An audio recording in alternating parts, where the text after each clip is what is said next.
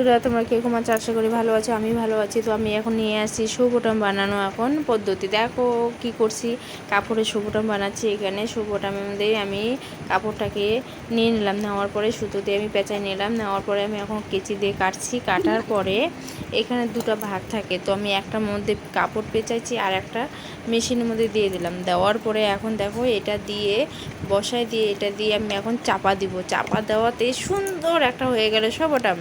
তো এইভাবে আমি বানাচ্ছি শু বটাম। তো নিচেরটা দিয়ে আবার উপরে একটা দিতে হয়, দেওয়ার পরে দেখো আবার হয়ে গেল একটা শু বটাম।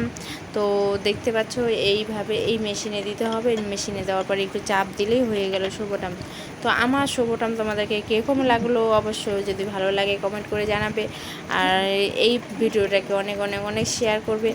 আর দেখো আমাদের ঝটপট হয়ে গেল শু বটাম। দেখতে খুব সুন্দর, আর এটা খুলে না খোলার কোনো চান্স নেই, একদম খুব ভালোভাবে